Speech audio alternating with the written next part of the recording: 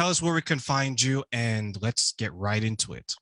Great. Well, I'm Angie D. Lee. I'm an intimacy coach, AKA the intimacy guru. I'm based in Chicago, and I also am an author. I write women's fiction, and I'm a public speaker as well.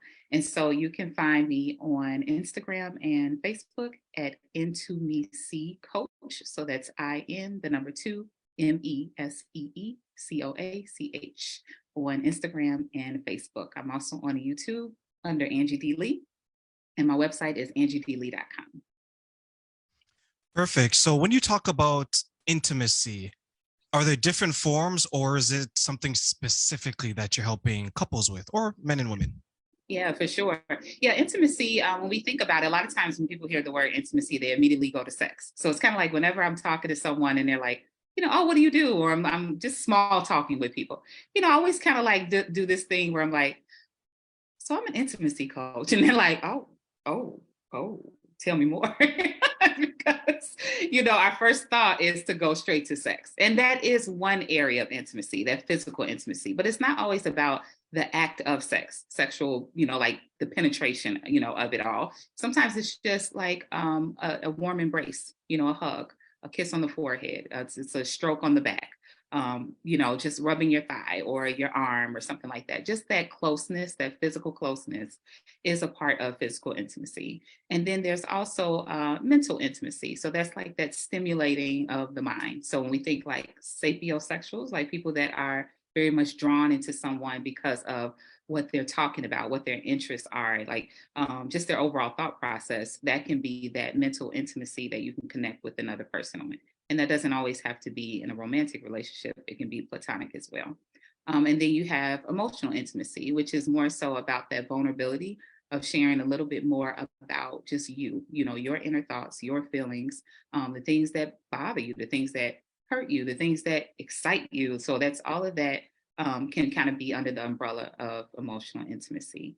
And then there's actual spiritual intimacy too. Like a lot of times we can connect with people on a broader level in a spiritual aspect. What's your worldview?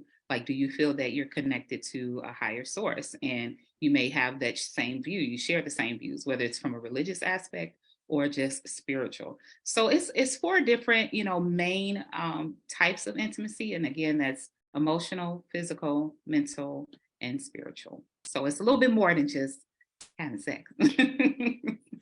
Thank God you clarified that, because I know some people think love making is, okay, how many times can I thrust before I finish? Exactly. And that, know, no, yeah, we gotta school people on that we, one. yeah, we gotta change. This is not the jungle, everyone. Okay, we gotta educate them a little bit. I have a friend who is she's coming out of a marriage, and her thing is she misses the part that you call where that connection. I guess it's emotional, right? She wants to be held. She wants the hug. She wants to lay down with a gentle touching. That's her thing after so many years of not getting that, but she's had the physical, where it's the insertion and you 2 minutes later you go off your way, right? Yeah.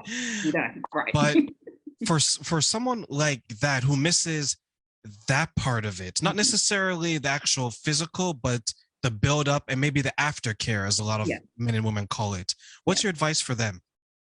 Yeah, well, first I would say, even though she maybe felt like she didn't have that in her marriage, actually people that are, divorced that have experienced that may still desire that, which is something that, a lot of times when you're just kind of out dating, and it's just this like, we just this hookup, culture. A lot of times we do omit that part, which is that again, like that warm embrace, like just really feeling connected to someone where you're feeling someone's heartbeat, hearing them, just breathe. Like those are things that connect us in a physical way that doesn't always involve penetration. So I would definitely say, first of all, to not feel bad that that's something that she desires.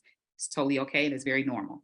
A lot of people desire it. It's just that because of trauma and societal norms and messaging, sometimes we feel like we're supposed to put that off to the side. Like we're not supposed to desire that. And we're supposed to be like hanging from chandeliers all the time. Like that's not always the case, people, so, but it's those moments of, really feeling close to someone even when you're not having sex. And so I would definitely say her embracing that just within herself. And so when a lot of times when I say that, people look at me like, okay, so Angie, are you telling me to like pleasure myself? Are you just, and in a sense I am. So for her as a woman, it's like, maybe thinking about some of the articles of clothing that she wears, think about satin-y type of, clothing, things that are soft, things that feel soft, because it makes you feel good. It makes you feel like, like you're getting almost like that sense of touch. It's kind of like if you've had a long day and you take a shower or bath and you get into your bed and you just wash the sheets, and it's like the most comforting feeling.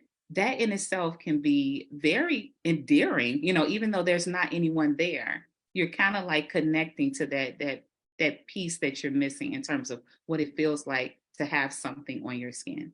And it even can go into, after you take a bath or while you're taking a bath, using body scrubs and different types of lotions, and literally take your time putting those things on your body and just enjoying the feel of it. A lot of times we're rushing through life every day. We don't sit and enjoy things like that, the small things. And that can help her still feel this sense of like, I still feel like I'm getting that connection, even though physically, someone isn't here with me. So I would definitely say start there, really get into the senses, like really hang out with your own sense of touch and become comfortable with that, so that whoever shows up in her life, she'll also be able to communicate to that person what she likes. Like, this is how I like to be touched, and this is what makes me feel good, because a lot of people can't communicate that because they're not exploring it. So I would definitely say start there.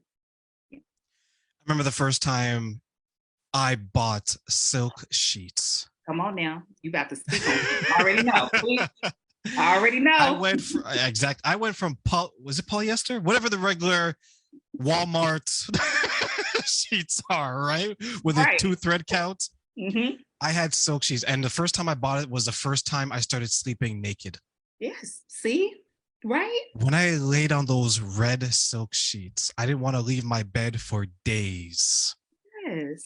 See how that made you feel? Like it just took you right back, you know what I'm saying, to the way that bed felt. I was loving it. Then I realized it's more, I don't want to say it's like theater. Yeah. But you can make a production out of your bedroom if you really wanted to. Yes. Yes. And I love to hear that from a man say that, because a lot of times, men may be, okay, that's what she do. She do that cute little stuff, and aromatherapy and candles and stuff. But men can totally embrace that too. It's a very, very good feeling. Yeah. Like you said, I love that. Make a whole production, out of it. It's very enjoyable. Yeah. It is. It is. And I took it for granted a little bit because, like you were saying, maybe like there's a lot of men that think, okay, that's her. So when I go over to her place, that's going to be her setup. Yeah. But I started to enjoy it. I started to love it. Mm-hmm. And I remember I made a joke to someone. I was like, don't mess up my sheets now. You say that good. I like to have fun, but don't mess up them sheets. Yeah. So I had to get like a blanket just to make sure of any nonsense else going on there. But do you find in your dealings that that's more something that women do versus the men, or is it that the person that does do that, they're connected in that bedroom area a lot more than the people who don't? Yes, definitely good questions. I would definitely say yes. I see more women embracing that. And that's just because, again, society teaches women that it's okay to do all the frilly things, right? And everyone gives us a pass for that. Whereas, like, men, you rough, tough, you all do these things, and you're not supposed to care about that. And so I do see it a lot more, with women. And then also what you were mentioning too, I do see, like, when you are connecting with yourself like that, and you value and that's a priority in your life, to really kind of be in touch with yourself through the senses. Oh yes, you have a lot more enjoyable sexual experiences because you're in tune and you're in the present moment. And so, like, and when I say being in the present moment, when you're actually engaging in sexual activity, you're focused on not just what I got to do tomorrow, or what happened earlier today. You're like paying attention to the sounds, that you both are making. You're paying attention to the sense of touch. Like, I like the way that feels. You're paying attention to the smells, the natural aroma of being a human being, just I have this joke. My sister and I will say, like, you know, when something smells like man, you're like, that's sexy. When you smell like man, you're like, oh, that's a man smell. You know what I mean? And that could be a turn on. That's what we call like our pheromones. So like when you're paying attention to those things, yeah, you can have definitely more enjoyable sexual experiences, because that's what it's all about. You know, it's about really being there in the present moment with that person and enjoying what they naturally bring in that bedroom, whatever that might be. So yes, I would definitely say if you're setting the stage like that in your room, you're on the right track. What are some of the ways that we can maybe communicate that we want that to our partner by saying, hey, I enjoy this, but I'm a little shy and I don't know how to tell you about it, but you still need that conversation because if they don't know, they won't ever grasp it, right? Yeah, definitely. And, you know, I always suggest if you're already kind of shy, you know, or a little bit more reserved in that area, start having that conversation prior to being involved in the act. That could really kind of throw off the mood a little bit if you're trying to talk about it then and you don't really know how to express yourself. And then the other person thinks like, am I doing something wrong? Now it's this awkwardness of the whole thing. And so starting it off soon, like, you know, just like even in conversation on a date, you know, an outing, and be playful about it, you know, like something happened to me the other day, or, you know, I was put like lying on the bed, like you were saying, with these sheets, and oh, felt so good. I kind of recognized that I like that sense of touch. And so I noticed that I like this when I'm, you know, having sex or during foreplay. I like the way that feels, and I want to know what feels good to you. Always bring it back to that other person too. Don't go into it just about what you want, because it's an even exchange. Not only do I want to experience pleasure, but I want to give pleasure. And what I've noticed is that when you're excited about giving pleasure, you know how to receive it as well. And so sometimes people have a hard time talking about it because sometimes they don't even know how to give it to themselves and to others. And so it's good to kind of start that conversation off in a very non-threatening type of setting where you're not in a position where I have to perform or we're here and we trying to get off and do all of the things. You know, start that early when you all are just, you know, having some coffee. Make it fun, make it light, and try not to put so much pressure, you know, on yourself, because it's supposed to be enjoyable. It's supposed to be fun, not stressful. You're right. There's some times where you're just like, oh man, it's a job to do this, right? The brothers they be putting in work. Like I'm trying to, especially if it's your first couple of times, you're like, I'm trying to lay it down so she understands to come back. You know what I mean? But yeah, it's a lot of pressure, you know, that I think more so men tend to put on themselves in that situation more than women. You know, I think again, societal norms has kind of taught women to not really express and to sit back and to just receive. Whereas, you know, men are supposed to just have it together, come in there, perform, make her come 1,000 times over. Can I say that on the pocket? Like, of course, go ahead. Oh, okay. I wasn't sure. I'm just talking. You know? I'm just talking, you know. But anyway, yeah. But like, you know, it's just that pressure of like, okay, I have to be this stallion, you know, like in the bedroom. When if you're really just in tune with someone, you'll know what to do anyway, because you'll be paying attention through your senses. You'll be paying attention to how they respond to you. So that will tell you what the next step should be based off the movement, the sounds, even the sense, you know, that's coming from a person. But really being in tune kind of teaches you that, you know. And so again, see, this kind of stuff they don't teach in sex ed with kids, do they? No, they just say, this is your body parts, don't do it, or wear a condom, and they send you on your way. But they really should teach people about really being engaged, because that's what makes for more of an enjoyable experience. There was a girl I used to date 3 ex-girlfriends ago, and I told her how to make sure, because she listens to this. So Yeah, I remember telling her a story that I have nothing to prove. I'm like, my reputation is set.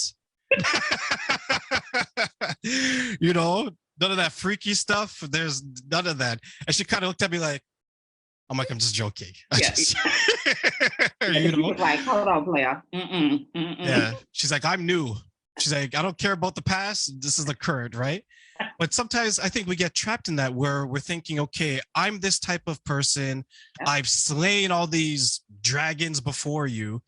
I have nothing else to prove. So I'm just going to give you one, maybe two different positions, if that, right? Yeah. So are those conversations that you have with your clients? If so, what's some of the advice that you've given them or to those listening today? Yeah, for sure. And this is the thing too, when it comes to, again, sex is definitely it's not a one size fits all approach, which some people tend to take. Like, I've done this with other people and supposedly it was great. And I'm gonna say supposedly, because sometimes people lie, right? So sometimes people lie, but if you're in tune, you shouldn't really miss the mark. But a lot of times too, you may have thought because you've had this experience with other people and it seemed like it went over very well, which is good, but everyone is different. Every man is different. Every woman is different. Every body is different. Like the bodies are different, and as you continue to grow too, and evolve into who you are and other people, that sex at 20 years old is going to look maybe different at sex at 40 years old. Like there's going to be changes. There are going to be ways that you approach different things. So yeah, going into it with this whole, like, I done knocked them all down. You ain't nothing but another one. Like I'm going to hit you with this 1-2 punch and it's going to be all good. Yeah, you might get your feelings hurt by someone who's very open and honest and comfortable in their sexuality. So it's really good to just have conversations about this kind of stuff early on. Sometimes it's okay, like if the chemistry is just really high, and sometimes you all just hit it off and it's great, and that's great. Does that happen all the time? No. And so that's why talking about it ahead of time and being fun and playful with it, like, what do you like? I'm telling you, like, I love to do this, but I'd love to know, like, what gets you going, like, and let me know. Like, I'm so open. Like, you could tell me your fetishes, your fantasies, like really create a space for someone to feel comfortable, because in order for you to really be intimate with someone, you have to be able to be vulnerable, and vulnerability causes you to be a lot more transparent and not just think that your way is the only way. Really be open to hearing someone else's point of view. For those who are watching on Facebook, YouTube, Twitch, and my social media, please continue to follow along for another wonderful interviews like the one we have with Angie today, and we will be back for more.